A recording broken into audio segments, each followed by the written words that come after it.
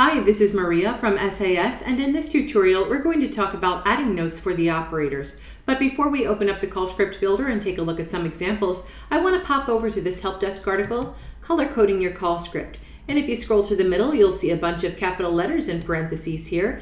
R, G, N, and M. They denote different color text, for example, red, green, navy, and maroon. If you see an E in the call script, that means it's the end of a colored text section.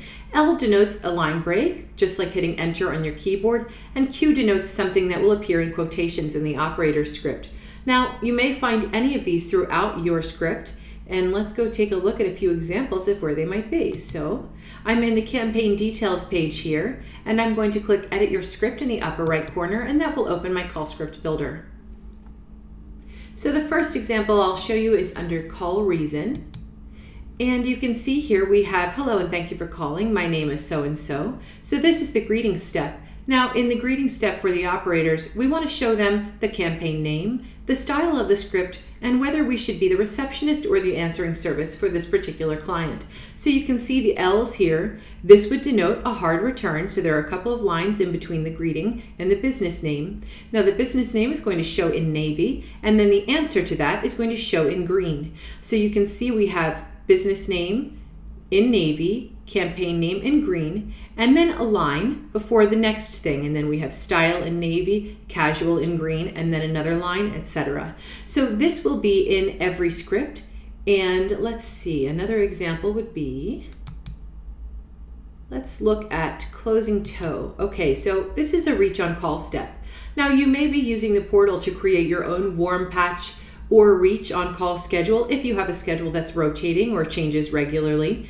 In this particular case, this is a schedule that does not change. So this has been manually entered into the script. Now, if you were using the on-call link from the website, from the portal, this is where you would put that link. But in this case, we have the instructions spelled out for the operator so that they don't have to go to an external link. So we have here, CSR, please follow the instructions below, etc. And that's noted in red here.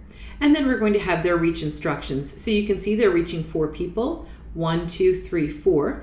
The reach is going to be 5Q. That means it's 5 minutes in between each call. And you can see we have further instructions here: voicemail, no message, voicemail, leave message, etc. So let's check out something else. How about Web Pop Google? Okay, so if you're using the Google Calendar app, then in this particular section, this is where you would enter your integrate link for Google Calendar. So you can see we again have instructions for the operators. May I put you on a brief hold while I access the calendar? Okay. LL, so we have some hard returns here. And then each number of their instructions is noted in red. So we have red number 1, and then that color ends. Then we have navy here, offer available appointments. Then we have green. The green appointments are showing in green in the script as well. And then you can see here we're also using Q. So once the quote appointment details end quote pop-up opens, fill in the fields with the caller's information, etc. So that's a good example of some instructions that we would provide for the operators. Another example is in this web down Google step. Now, any script path that would have you going to an external website is going to have this option. It's going to have a website down option within the path.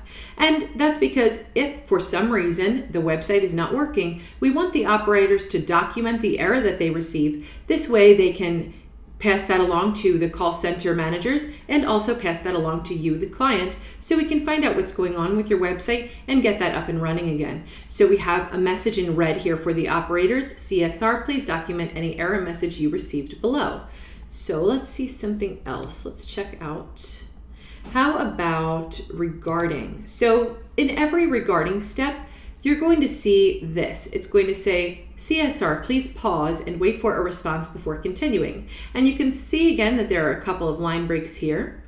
And this is in red, CSR, please pause in quotations and wait for a response before continuing.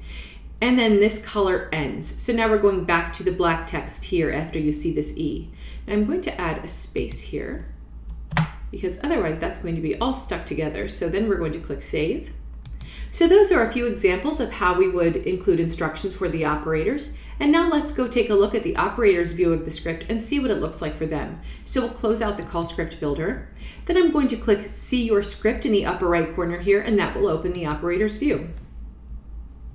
Okay, so the first example that we were looking at, the greeting step, we have the greeting, hello and thank you for calling, etc. And then you can see that we have that line here, and that's what those LLs did for us. Then we have business name, style, and service type. These are each separated on their own line, and you can see that business name is in navy, and then the campaign name is in green, etc.